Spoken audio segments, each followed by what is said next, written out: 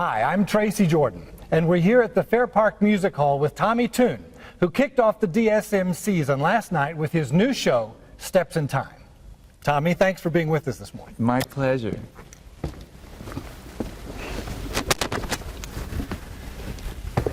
So the show, it's basically an autobiographical musical. It is, in song and dance. Yeah. Now, how did you figure out in 50 years worth of material? It was what to leave out was the hardest part. I just kept trimming. It was, in rehearsal, it was like 2 hours long. I went, nobody's going to sit still for this. I got to trim this to 88 minutes now. How am I going to do it? So I left out so much. So and I found that I wanted to hopscotch through it and not make it linear, you know, like I started with, you know. So I just jump back and forth in time, so that keeps it interesting. And also the music. There are so many songs that go through my head. That Tune is my real name, and I always got a show tune going on upstairs. So those songs that keep coming back to me are the songs that I use in the show. Not necessarily the songs that I did on Broadway. Some of them, of course, I did. But it's Broadway has is a buffet of music to draw from, and then I use songs from, you know, Carole King and other Jacques Brel, the songs that aren't Broadway tunes. And then the most recent one, I use a song from American Idiot, which is just a beautiful moment in the show. And the last song in the show, you sang one of my most favorite Cole Porter tunes that's rarely sung, that you rarely hear sung. I love that song. That's a sweet song, and a perfect farewell to the audience. They really enjoyed the show last night, and I think the genuineness and sincerity of your personality really comes across in the show. Well, it's all true. It is. There's no acting involved. That's the odd thing, because I was trained as an actor in musical theater, but this is not that. This is something else that I had to find little by little. Now, it is an autobiographical piece, and there is a bit of historical significance in the venue you're playing right now. Well, that snuck up on me last night. I got quite emotional. Right on this stage is where I began. It's my first professional job. I danced in the chorus of West Side Story and Redhead here at the Summer Musicals, Dallas Summer Musicals. And I got my equity card, which was everything, because I hit New York, because Broadway's a closed shop. I hit New York with my card, and I could get into the audition. If you don't have the card, it's catch-22. You can't go to an audition unless you're an equity member, and you can't get a job unless you can't get a job unless you have a card. You know, it's a real catch. But I didn't have that problem, thanks to the Dallas Summer Musical gig. It's wonderful. Well, so you started here, and you mentioned your first review. Yes, my first job was here. I was in the chorus of Redhead, and John Rosenfield, the esteemed critic of this whole area, I mean, he's the man that lifted Dallas into becoming the cultural center that it has become.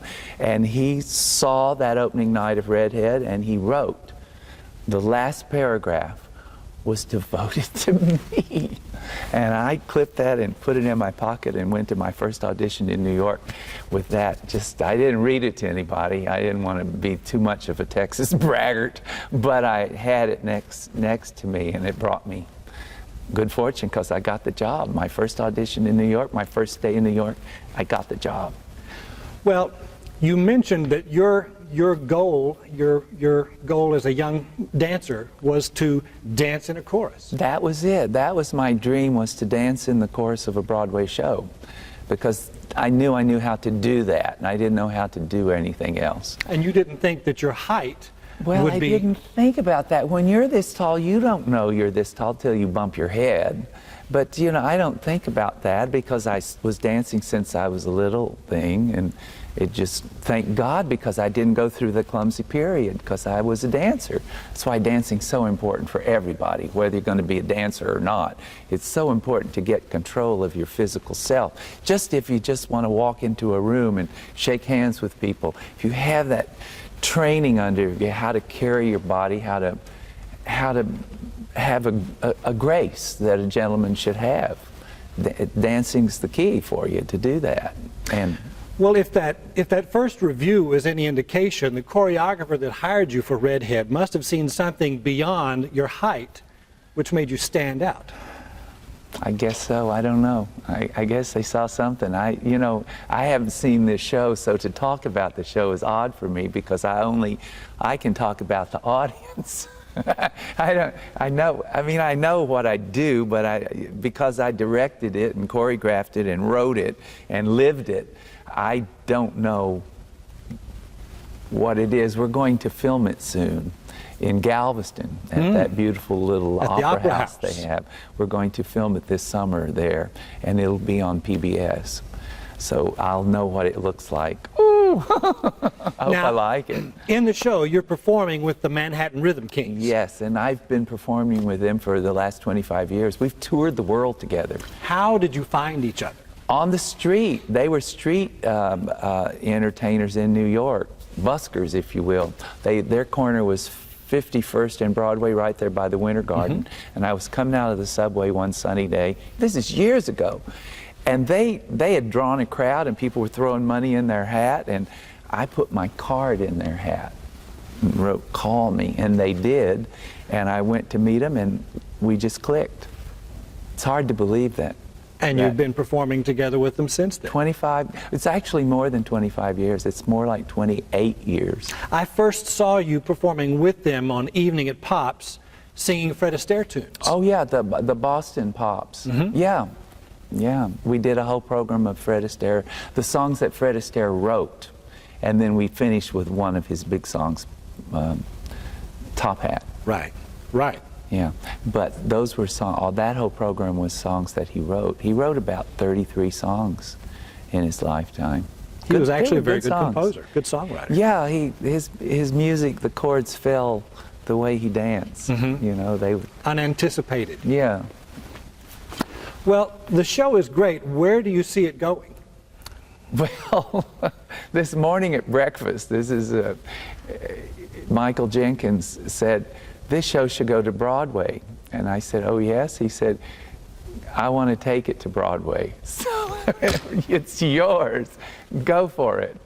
So I want to see that happen. It made me so happy, because Michael had not seen the show. He just booked us on good faith, and he loved it, and so did the audience. The reaction last night was just overwhelming.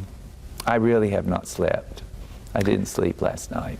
I'd like to talk about a couple of mentors, one of which you talk about in the show, Honey Coles. Charles Honey Coles, yes. We worked together in My One and Only. And he was a tall fellow, not as tall as me, but tall. And he taught me what to do and how to do it. And he used the word nonchalant. That was his word. And he helped me to be nonchalant. And it was a great lesson, a great lesson. And he said he loved being a tap dancer because you can't be sad and tap dance. That is very true. That is very true. And it certainly comes across when you're tap dancing. Yeah, it's just, it's a happy thing. You're tap happy.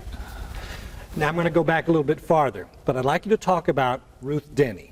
Oh, yes. Well, see, these are the people that I left out, because I would have to do whole chapters on Ruth Denny and Camille Longhill, who taught me to tap dance, and Emma May Horn, who taught me ballet, which is what I wanted to become till I got so tall. These people. Ruth Denny introduced me to theater. When I went to Lamar High School, the counselor said, "What do you want to major in?" And I said, "Dancing." And they said, "We don't offer that. That's Houston in the 50s. We don't offer that, but maybe you should go talk to the drama director." And I didn't know what it was. I'd never seen a play. We didn't have it. The shows didn't come there. They passed through Dallas and they went right on out west, and they didn't come down to Houston. So she gave me a ticket that day to go see a Tennessee Williams play called Glass Menagerie. Didn't know what I was going to. I went to the Alley Theater. It was indeed the Alley Theater. It was in the back of an alley. It was an old converted fan factory, and I saw this magic occur, and that was it. The die was set. Now it had to be dance, of course, but how was I going to do that and do Glass Menagerie? Then we had a little community theater that did King and I went to see that. Well, this wasn't the Glass Menagerie. This was a story, and you laughed and you cried, and when they didn't sing anymore, then they danced, and it all came together with color and movement and scenery, and that was it. And I didn't know what it was, and they said, this is called the Broadway musical. Okay, Broadway, that's it. And that's how it happened, and that I found it early. So you had a high school teacher that really had a big influence. Ruth Denny changed on the direction my of your life. Ruth Denny changed my life. And then what's interesting is after I graduated from high school, she was the first school, performing arts school, except for the one in New York. She was the first high school of performing arts in the country. She became the director of that. And then I went to the University of Texas, and then she followed me to the University of Texas and became the head of the drama education department there. Now let's flash forward about 50 years. Take that, and now you're giving back, being very active with the Tommy Tune Awards and the high school musical awards. Yes, you know, which didn't exist. We were one of the first high schools, Lamar High School was one of the first high schools in Houston to do a musical. And we did Pajama Game, and we were, I can't believe we did that because it was playing on Broadway. And we just did it. We didn't get the rights or anything. We could have been put in jail. We just did Pajama Game. We didn't know the difference, and we did it. And I didn't know it was called choreographing. I just was making up dances. And I made up the dances, and we did it. And I played Heinze, the time study man. And so we were in business. Tempus fugit, tempus fugit. Yeah. So now there are like so many high school drama departments putting on musicals in Houston that they have to narrow it down to 20. I mean, there are 100 schools, and they really, it's the fierce competition for the Tommy Tune Awards, and they're run just like the Tonys, except they're called the Tommies. And I'm very proud of that. That must give well, you it's a thrilling kick. to see it awarded to these young people that were like me. Then there was no such thing as that, and it's just rampant. It's just, and their enthusiasm and the quality of the performances it's great. It's great.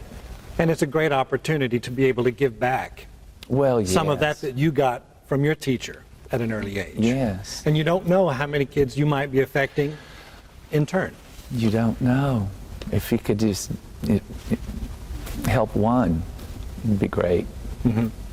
Well, we're delighted to have you here. Me and we'd too. certainly encourage everyone to come to the music hall. You're playing through Sunday. Yes. Oh, and this is also what Michael told me this morning. Anybody whose name begins with T can go to the box office and get a half-price ticket. And if you have two T's, like Tommy Tune, you can get double. How about that? Isn't that cool? I'm so honored. That's a great deal. Well, Tommy, thank you very much for talking with us today. Thanks.